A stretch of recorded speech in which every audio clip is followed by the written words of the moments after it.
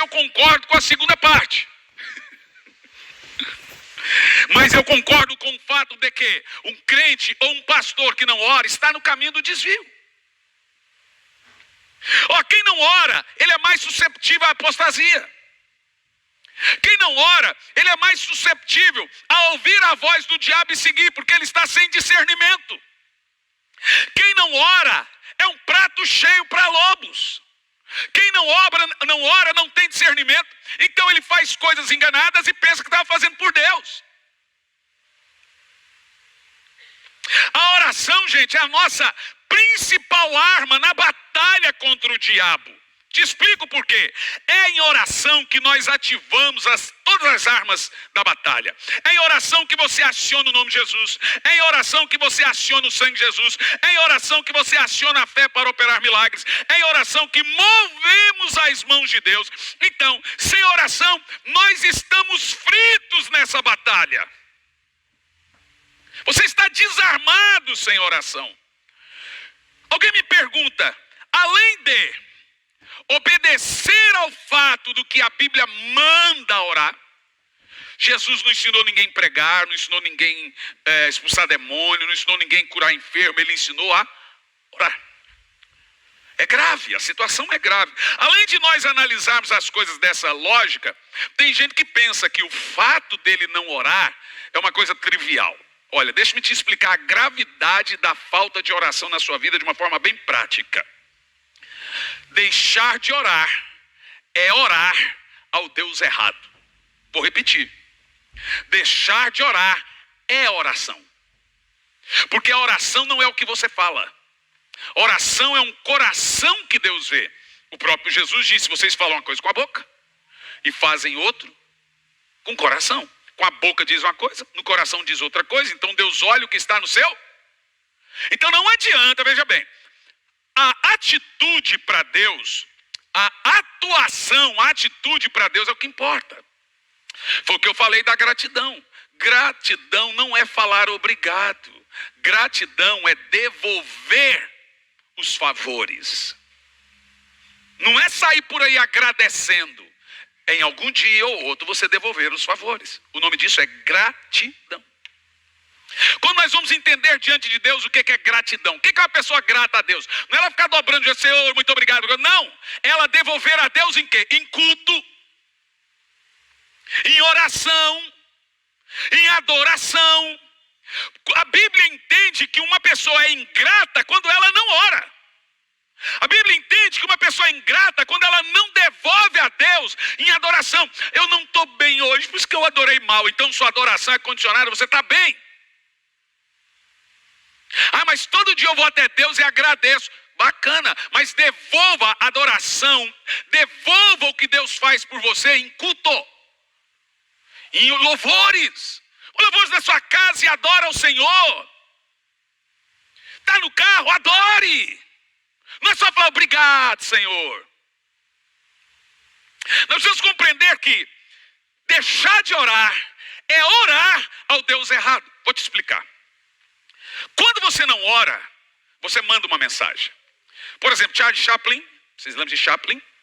Chaplin era um evangelista convertido da Angelus Temple, da evangelista Aimee Semple McPherson. E ela ganhou Charles Chaplin para Jesus. Então ele cultuava e congregava na Angelus Temple. E Chaplin foi um péssimo ator, não foi, gente? Foi ou não foi? Então como é que você sabe que ele foi um bom ator? Era o cinema sem? Por isso que ele, toda vez que vai falar de cinema, ele é o símbolo. É igual o Pelé para o futebol, Chaplin para o cinema. Porque ele falava muito mais calado do que falando. Por exemplo, você sabe qual é a sua linguagem corporal? Quando alguém está falando mal de alguém e você não quer se indispor com ela e ela para de falar na hora? Sabe não? Sabe o que a Bíblia manda fazer? A Bíblia ordena a você franger a testa, ficar calado e olhar para quem falou assim. Eu lembro um dia, estávamos à mesa e um pastor deitando falação de um amigo muito precioso nosso, que é o pastor McAnderson. Eu calei na hora e franzi a testa assim, ó. O pastor Jean, é mais bocudo, olhou para o pastor e falou assim: ô pastor, deixa eu falar uma coisa. O pastor Mark Anderson é muito bom. É um dos melhores pregadores que eu conheço. E deitou elogio. Uma pessoa para de falar de quem ela está falando quando você elogia a pessoa falada. Irmão, quando você não ora, você está mandando as suas maiores mensagens para o céu. Vou te dar o exemplo delas. Primeira mensagem que você manda para o céu quando não ora: Senhor, não pedi sua opinião. Segunda mensagem que você manda para o céu quando não ora: não quero saber sua vontade para a minha vida. Terceira mensagem que você manda para o céu quando não ora: não quero ser guiado pelo Espírito Santo. Quarta mensagem que você manda para o céu, só com o fato de não orar: não quero ser cheio do Espírito. Eu arrepio inteiro. Ó. Quinta mensagem que você manda para o céu quando não ora: não quero ser dirigido por Deus. Sexta e vai: não quero ser usado pelo Senhor. Sétimo: não quero a salvação da minha casa. Não quero a cura não sei de quem. Não, irmão, eu pus no livro uns 40 mensagens que você manda para o céu quando você não ora. O que Deus está ouvindo lá no céu com a sua não oração? Ele está recebendo todos esses atos de rebelião contra Deus por não orar. O que é rebelião? É desobediência. A Bíblia manda orar. Você não ora, você está agindo como um rebelde. Nossa, pastor, assim eu vou me sentir mal. Tomara. Tem culto cheio do Espírito Santo que você sai pior do que entrou. Ainda mais quando é confrontado. Um confronto desse que é maravilhoso. Já que hoje em dia tudo é a massagear o ego. Tudo fala o que a gente gosta. Na realidade, hoje em dia, a pregação, na realidade, hoje, os louvores hoje é Deus cantando para o homem. Ah, não é? Deus está fazendo um culto para o homem, Deus está cantando para o homem, Deus. Ou seja, o homem está no lugar de adoração. É o lugar mais importante. Falta de oração, meus amados, é um pecado gravíssimo. E não adianta só eu dizer a você que é um pecado grave, que você tem que orar. Hoje eu vou te ensinar a orar de forma prática. 1 Samuel 12, 23, o profeta chama de pecado a falta de oração. Ele diz: pecaria eu contra o Senhor, deixando de orar por vós. Ali, ó, longe de mim pecar contra o Senhor, deixando de orar por vós. Então, não orar é o quê? Pecado. Pecado de desobediência. Desobediência é rebelião. Para mim, de todos os pecados na falta de oração, todas as mensagens que eu mando para Deus não orando, a pior é a imitação de Lúcifer. Eu estou dizendo para Deus que eu sou independente, não preciso dele. Esse foi o pecado de Lúcifer, de Adão. Porque quem ora demonstra que é fraco. Quem ora demonstra que precisa de Deus. Quem ora demonstra que sozinho ele está enrolado. Quem ora demonstra que ele ama ter comunhão com o Espírito Santo.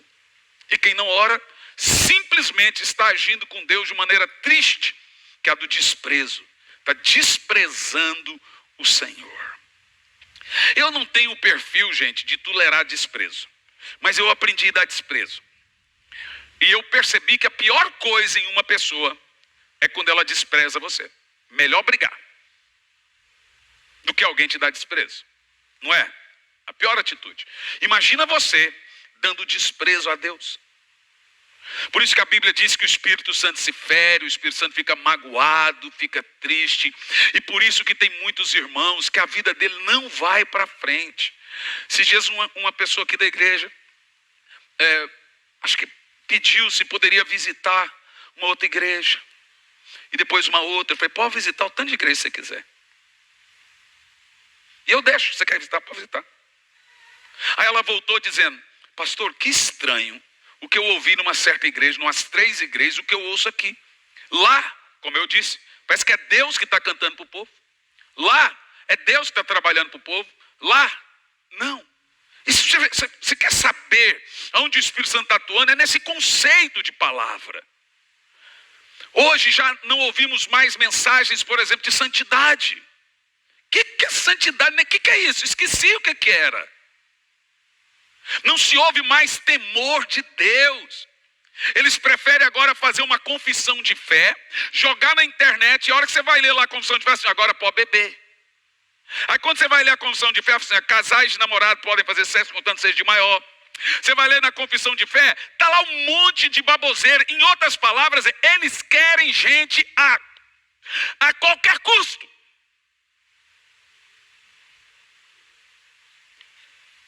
E a tendência é que toda igreja que prega santidade, arrependimento, temor de Deus, vida de oração, vai ficar cada vez menor. Infelizmente. Infelizmente. Vai em Vitória, no Espírito Santo. Você vai ver a igreja do reverendo Hernandes Lopes. Não tem mais de 300 pessoas. E para mim é o maior pregador que tem no Brasil. Mas não tem mais de 300 pessoas. Ninguém quer. Ninguém quer. Eu não estou bem, eu precisaria de uma mensagem hoje que levantasse. Será que você não está bem por falta de arrependimento? Será que você não está bem porque você magoou alguém? Será que você não está bem porque está tendo intriga entre os dois, e o Espírito Santo sai e vocês têm que se acertar para o Espírito Santo voltar? Será que você não está bem porque fica amargurado? A Bíblia diz que uma das coisas que perde a graça de Deus é a amargura. Não deixe que nenhuma raiz de amargura brotando vos perturbe, e dela você perca ali, e você não desfruta da graça de Deus. Vê? Boa parte de nossas crises internas é alguma desobediência a Deus, é alguma falta de oração, é brigar e não ir lá pedir perdão ou não perdoar. Mas quem que vai pregar isso? Bom mesmo é você vir na igreja, a gente vai dar uma de psiquiatra e de psicólogo e vai tratar você, suas emoções, e falar tudo que é bom para você. Mas em nenhum momento vai chegar e dizer: meu filho, como é que está a sua vida de oração?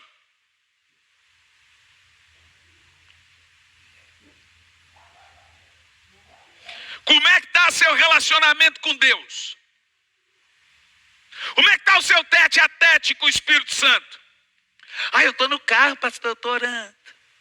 Eu estou orando. É assim que eles falam para mim. Então, tudo que eu estou fazendo, eu estou orando. Deus está aqui para ser aproveitado mesmo, né? Tem nada para fazer, eu vou aproveitar. Deus é isso.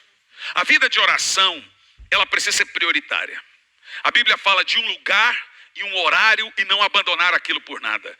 Olha, quando for orar, entra no teu quarto, fecha a tua porta e ora, porque o teu pai que te vê em secreto te recompensa. Então, menos esse negócio de aproveitar. Aconteceu comigo na Inglaterra, etc. Às vezes um voo de 10 horas. Acontece. Mas a vida de oração, gente, ela deve ser insistida. É uma luta. Qual é o segredo para orar sempre? Orar para orar. Primeira coisa que você precisa fazer: pedir para Deus abençoar sua vida de oração. Sabe como eu comecei a orar? Eu dobrava o joelho, orava 10, 15 minutos todo dia, 10, 15 minutos todo dia. Um dia eu estava orando, na hora porque você consegue falar tudo que você tem que falar em 15 minutos. Mas um dia eu estava orando, a hora que eu levantei, eu ouvi uma voz que dizia o seguinte: fica mais 2 minutos. Fiquei calado. Mas calado? Bom, nós temos que vencer o vício de falar. Em nenhum momento a Bíblia diz que oração é só você falando. Oração é falar e ouvir a Deus. Então eu fiquei 2 minutos. Daqui um pouco, a hora que eu fui levantar, o Senhor colocou na minha cabeça o que eu deveria continuar orando. Ele pôs mais oração na minha boca. E eu comecei orando.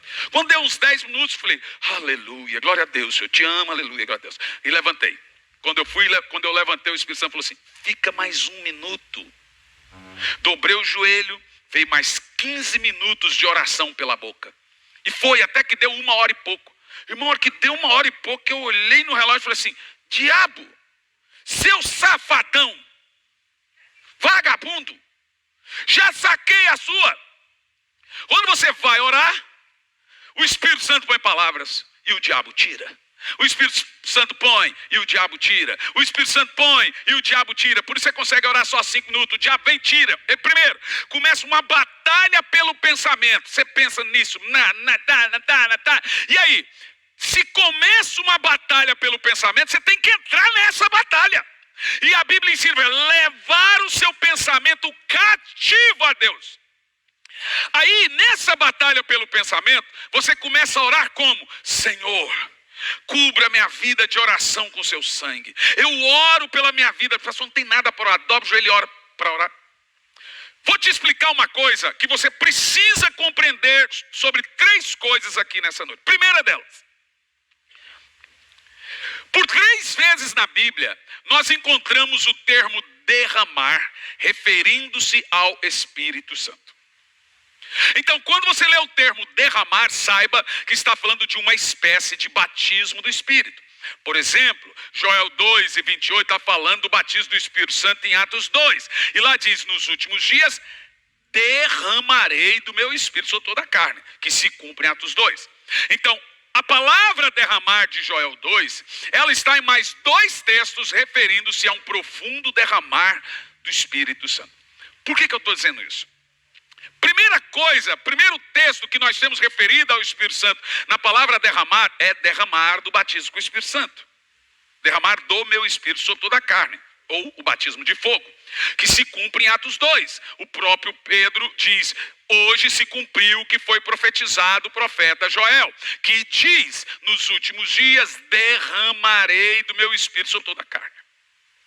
A segunda vez que a palavra derramar, referindo-se ao Espírito Santo, é demonstrada, presta atenção, não está no cronograma aí não, Tiago, mas é na carta de Paulo aos Romanos, no capítulo 5, versículo 5. Preste atenção nisso. Antes de colocar o texto, segura um pouco, Tiago. Não põe ainda não, deixa aí na agulha. Quem aqui ama a Deus? Levanta a mão quem ama a Deus. Eu quero ver quem ama a Deus. Diga, eu amo o Senhor.